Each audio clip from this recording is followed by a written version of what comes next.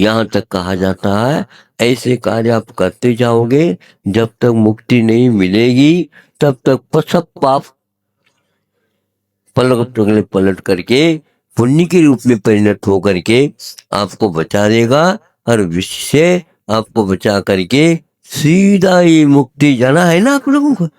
हाँ हो, रट रखा है। ओम नमः सिद्धेभ्यः, ओम नमः सिद्धेभ्यः, ओम नमः सिद्धेभ्यः। अहिंसा परमो धर्म की, आचार्य गुरुवर श्री कुंद कुंद भगवान की, आचार्य गुरुवर श्री ज्ञान सागर मुनि महाराज की जय। आचार्य भगवान श्री विद्यासागर जी महामुनिराज की, समस्त आचार्य संघ की। सब लोगों की धारणा यही है कि जो पाप है, जो बंधा था पहले, अब वह अपना अवश्य फल दे करके जाएगा, इसमें कोई संदेह नहीं। कर्म बनने के उपरांत फल अवश्य मिलता है, लेकिन जो बंध गया उसमें कोई परिवर्तन संभव नहीं है, ऐसा कहने से। गलतियां हो जाती हैं तो गलतियों के लिए तो दंड तो मिलता है, लेकिन जितना दंड घोषित है उतना ही मिले ऐसा कोई नियम नहीं है। ऐसा ही है। हाँ, अब देखो, जहर भी यदि अपना स्वभाव छोड़ सकता है, कुछ पुरुषार्थ कर ले तो कैसे कर ले? तो आचार्यों ने कहा जैसे वैद्य लोग विष ही आपको दे देते हैं, ये क्या मारना चाह रहे हैं? क्या मारना तो नहीं चाह रहे, लेकिन कोई न कोई उसमें मर जाता है, ये बात अलग है। तो वो तो उनके औषध से यदि मारने की बात आ रही है तो हम चिकित्सा कैसे कराएंगे? चिकित्सा इसी का नाम है, रोगी की चिकित्सा नहीं, रोग की चिकित्सा होती है। सुन रहे हैं आप? हाँ, नहीं समझे? आपकी चिकित्सा नहीं होती, आपके रोग की चिकित्सा होगी। और आप कहो, आपके पिताजी कह दे, आपके दादाजी कह दे, उनकी बात हम मानेंगे नहीं। हाँ, सीधी सीधी बात है, क्योंकि जिसकी चिकित्सा करना है उसी को तो निकालना है वहां से। तो ऐसा ऐसा है, आपको लड़का चाहिए क्या वो रोगी बना रहे, ऐसा लड़का चाहिए? बोलो जल्दी जल्दी झटपट।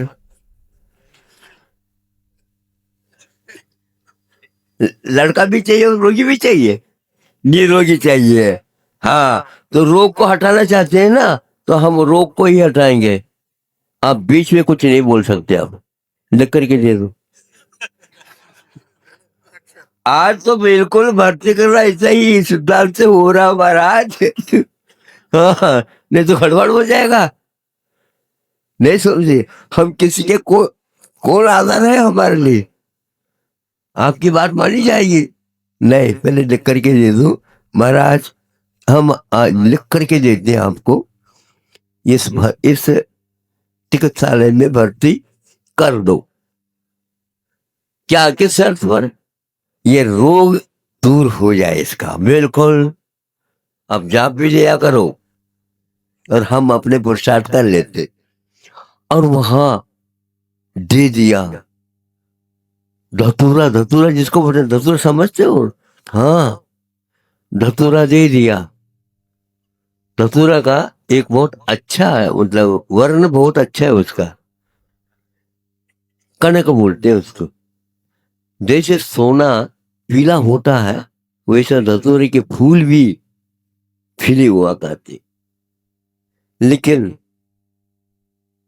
सोने को कथनचित धन और प्राण कहा है, किंतु धतूरे को विष कहा, दूर से बचे रहो ऐसा कहा। लेकिन कभी कभी विष भी अमृत का काम कर ले तो उसको विष को आप स्वीकारेंगे क्या? नहीं, महाराज जो ले लो तो ले लो, लेकिन हमारा रोग ठीक होना चाहिए। बहुत अच्छा। तो रोग है तो वो अपना घर कर गया, विषाक्त शरीर हो गया, तो विषाक्त शरीर को पुनः पूर्ववत बनाने के लिए विष ही देना पड़ेगा, लेकिन डायरेक्ट विष नहीं दे सकते। समझे? इसी के तो पैसे लगते हैं और कौन से लेंगे। और आपका जितना चाहो उतना ले लो, लेकिन रोग ठीक होना चाहिए। अब वो कहता है कि इसके लिए ये धतूरा देना पड़ेगा। धतूरा? घबरा गया। हाँ, लेकिन ये ध्यान रखो, वेद जी महाराज की कृपा से धतूरा भी सामाजिक बनता। सामाजिक, हाँ, समाज में रह करके उसका सत्कार होता है, क्योंकि वह धतूरा नहीं रहता, काम का हो जाता है। औषधि बन गई। अरे औषधि सब कुछ क्या कर दो, लेकिन औषधि पहले ले लो।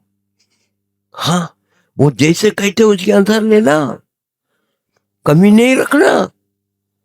और वो कहते विश्वास करोगे तो ये लाभ मिलेगा, तो नहीं।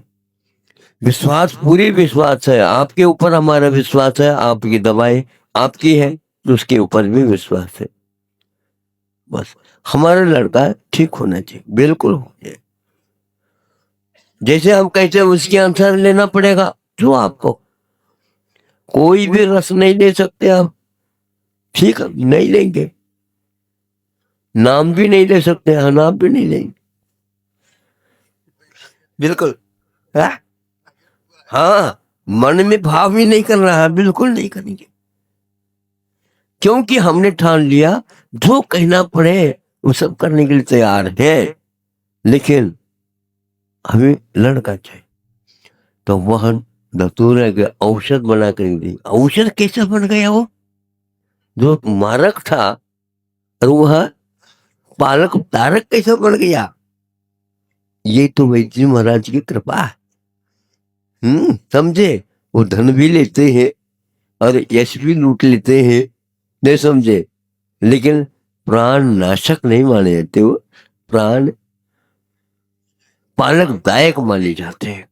बट ठीक हो गया। दवाई में, दवाई तो ठीक है, लेकिन इन्होंने तो विष है, धतूरा कहा, कैसा हुआ? देखो, हमारे पाठशाला में अथवा हमारे यहाँ जो रहता है उसको हम धीरे धीरे ऐसा लोकप्रिय बना देते हैं, वहां विश्व भी अमृत के रूप में परिणत तो होना पड़ेगा, तो होना ही पड़ेगा।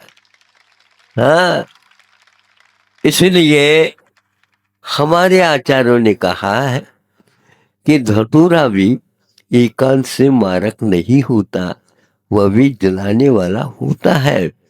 इसलिए अज्ञान दशा में हमने पाप का बंध कर लिया, अब पश्चाताप हो रहा है, पश्चाताप हो रहा है। महाराज इसका कौन सा इलाज है? कुछ बहुत जल्दी हो जाएगा। पहले आपने स्वार्थ के लिए अर्घ चढ़ाया था, सुन रहे हो? हाँ, सुन लो, हमारी दवाई यहीं पर काम करेगी। नहीं है तो नहीं करेगी। हाँ, फिर क्या? तो वह पाप का बंध हो गया था। अब ऐसा काम करोगे क्या? नहीं, कभी भी नहीं कर, बिल्कुल पक्का, बिल्कुल पक्का।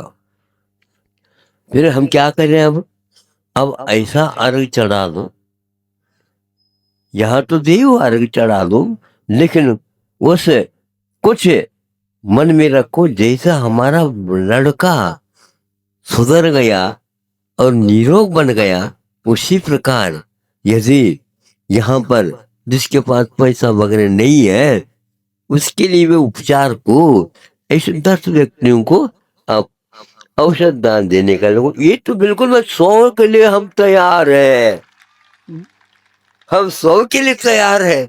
हमारा लड़का जैसे वो उनका भी लड़का है, और ये बहुत अच्छा काम होगा, ये तो और अच्छा है, वो देना प्रारंभ कर देता।